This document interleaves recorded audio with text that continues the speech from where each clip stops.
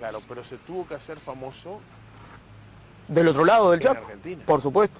Por supuesto, acá siempre hubo déficit en lo que tiene que ver con el tema difusión y con el tema de poder grabar. A los iracundos mismos les pasó con uno de sus discos, uno de sus mejores discos, que fue Iracundos en Roma, que cuando Eduardo lo presentó al director de la RCA en Argentina y presentó los demos de los temas, el director consideró que los equipamientos que había en la disquera argentina no eran suficientes o no tenían la suficiente calidad para que ese disco se grabara en Argentina, y derivó la grabación del disco a Italia. Y lo que sí es cierto es que en Colombia, creo que en Colombia se hizo a media asta, ¿no?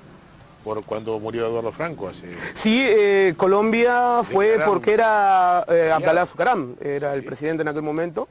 Sí, fue allá en el año 1989, y bueno, ese es otro dato que vos presentás que dice y que muestra a las claras de que los iracundos son más valorizados fuera de fronteras del Uruguay que en el propio Uruguay. En Paysandú tenemos la Rambla de los Iracundos, el Teatro Eduardo Franco, el Teatro de Verano, y un busto en el Boulevard España, y para de contar, pero en Puerto Montt, una ciudad que Franco nunca conoció, por ejemplo, hay un monumento a Puerto Montt.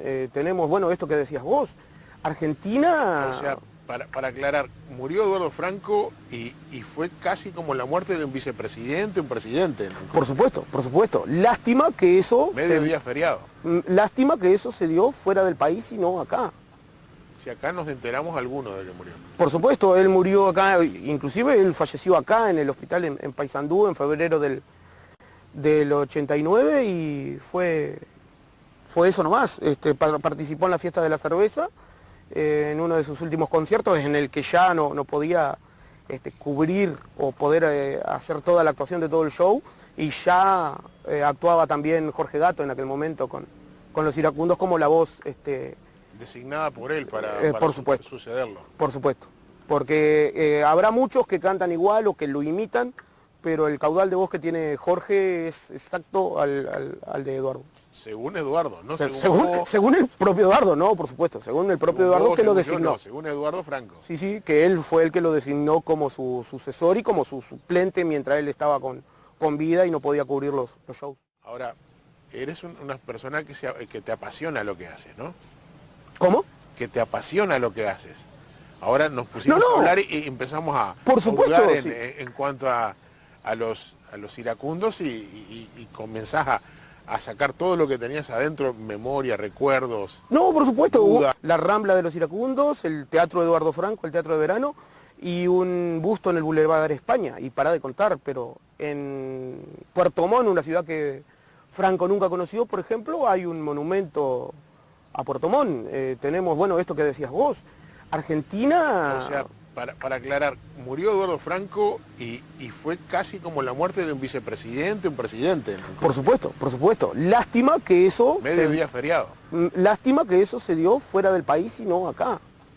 Si acá nos enteramos alguno de que murió. Por supuesto, él murió acá, inclusive él falleció acá en el hospital en Paysandú en febrero del 89, y fue eso nomás.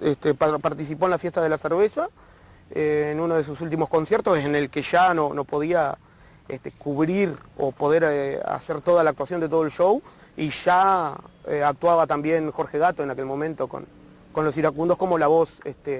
designada por él para por supuesto, sucederlo. por supuesto, porque habrá muchos que cantan igual o que lo imitan, pero el caudal de voz que tiene Jorge es exacto al de Eduardo. Según Eduardo, ¿no? Según el propio Eduardo, no, por supuesto, según el propio Eduardo que lo designó. No, según Eduardo Franco. Sí, sí, que él fue el que lo designó como su sucesor y como su suplente mientras él estaba con vida y no podía cubrir los shows. Ahora, eres una persona que te apasiona lo que haces, ¿no? ¿Cómo? Que te apasiona lo que haces. Ahora nos pusimos a hablar y empezamos a por supuesto, hurgar sí. en cuanto a los iracundos y comenzás a sacar todo lo que tenías adentro, memoria, recuerdos. No, por supuesto, dudas. Uno si se va a meter en algo o si va a hacer algo, creo que lo tiene que hacer con pasión, porque si lo vas a hacer sin pasión, dale lugar a otro, o sea... es así. También en el tema fotografía o en el tema educación que entramos, en el tema educación nosotros entramos, por ejemplo, por curiosidad. Pero una vez que entras a rodar y ves cómo es la cosa, ahí surge. Hablando de eso, o sea, justamente pasando de las pasiones, ¿te gustó hacer la fotografía e investigación a través de la fotografía también, no? Por supuesto, primero que nada nosotros somos historiadores locales, eso es un mote que nos pone la gente, nosotros nos gusta la historia local. Saber de dónde venimos, saber por qué Salto se llama Salto, cuándo se fundó Salto, quiénes eran los personajes más importantes, cuáles eran las industrias. Salto fue fue primero en muchas cosas. Salto fue el primer lugar del interior en tener un hotel. Salto fue de los primeros lugares del país, ¿no? Y exacto. Uno de los primeros lugares del país en tener bancos. El primer banco del país en Salto también. También. Y bueno, a nosotros nos interesa eso, la historia local. ¿No fue el primer astillero en Sudamérica también? No el primero, pero sí el más grande de Sudamérica es el astillero de Saturnino Ribes. La Criollo sí fue la primer locomotora construida en Sudamérica. Y bueno, Salto tiene todo eso, y bueno, a nosotros nos interesa. Y bueno, con el tiempo y con el devenir de las tecnologías, la fotografía fue una herramienta para ayudar a ese estudio, buscando fotos de la Criollo, buscando fotos de Saturnino, de uno, de otro. Y bueno, nos metimos en el campo de la fotografía, empezamos a ir a la feria, a hablar con anticuarios, a revisar en Mercado Libre, en Internet, y fuimos adquiriendo material. Y conseguiste materiales interesantísimos, ¿no? Hasta, por ejemplo, materiales de la cuna del Tanat, ¿no? Por supuesto, mirá, te cuento, primero que nada, ¿cómo surge el museo? El desaparecido Mauro Alves da Silva, un profesor de UTU que vivía acá cerca de la plaza donde estamos, nos invita justamente a hacer un taller, a asistir a un taller de gestión de fotografía patrimonial, de manejo, de conservación de fotografías antiguas, allá por el 2015. La gente que viene de Montevideo, el director del Centro de Fotografía de Montevideo y su personal, traían desde Montevideo una colección de fotografías de diferentes procesos, inclusive alguna de Salto, muy antiguas, estamos hablando de fotografías de 1860, 1870 y algunas anteriores inclusive, para que nosotros, los estudiantes, nos familiarizáramos con esos procesos. Pero cuando ellos se iban, después de estar una semana acá en Salto dándonos ese taller, ellos se llevaban ese material. Ya en 2015, en el primer taller, dijimos, bueno, pero si nosotros queremos ampliar nuestro conocimiento, no podemos esperar hasta el año que viene que ellos vuelvan para nosotros seguir estudiando los procesos. Así que tenemos que tener en Salto, no solo para mí, sino también para los compañeros del curso, tenemos que tener algo parecido o medianamente cercano a la colección que ellos traían de Montevideo, y bueno, empezamos a adquirir material. Y con el tiempo, sí, llegamos a adquirir muchísimas colecciones, porque además también nosotros damos talleres audiovisuales en escuelas de primaria, y bueno, muchas maestras, padres, los mismos alumnos, nos traían material, y bueno, fuimos haciéndonos de material, y bueno, y hoy por hoy ya ves acá algo de lo que nosotros tenemos.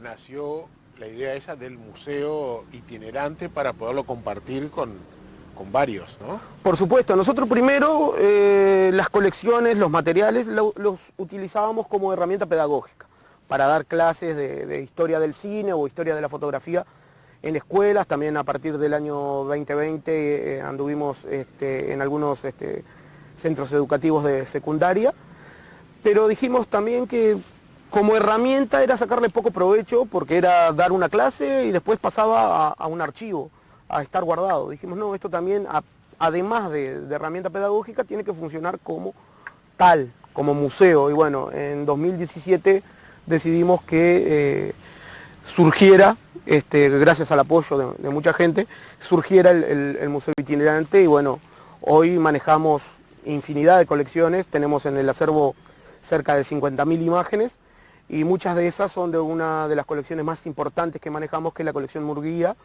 que en 2018 nos acercaba Leti Murguía, hija de Enrique, y quien fue que continuó la firma hasta su cierre, y nos donaba cerca de 150.000, 200.000 negativos, de los que nosotros hasta ahora vamos rescatando cerca de 20.000 imágenes, de todo lo que pasó en Salto entre los años 80 y los 2000. Claro, y agarraron Murguía, se agarró la época de Salto Grande donde hubo una explosión económica, que había mucha actividad acá, ¿no? Por supuesto, y bueno, eso lo dice justamente ese archivo, cerca de 150.000 imágenes con además la movida cultural que había en los 80. En el Parque Arriaga en los 80 tenías presencia, bueno, de la Rafaela Carrá, que falleció hace pocos días, y después artistas argentinos y de corte internacional los teníamos constantemente en lo que es el Parque Arriaga. Después, en los 80 también, en el año 88, tuvimos la visita de Juan Pablo II. Bueno, también están los negativos originales de la visita de Juan Pablo II en la colección Murguía. Allá en la... Viene a ser, ahora, ¿qué barrio es ese ahora? Y creo que se llama el barrio Altar del Papa, o Jardines de Don Bosco, o barrio... Jardín de Don Bosco, creo. Es en esa zona. Sí, por eso no recordaba bien. Está enseguida después del... ¿cómo se llama? Del Parque Matosneto, ahí cerca del Parque Matosneto. Exacto, y del otro lado de las viviendas de San Martín. Exactamente, detrás de las viviendas de San Martín, ahí va.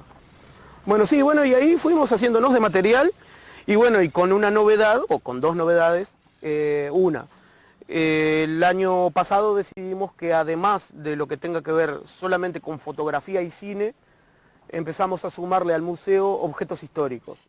Esa sería como primer novedad.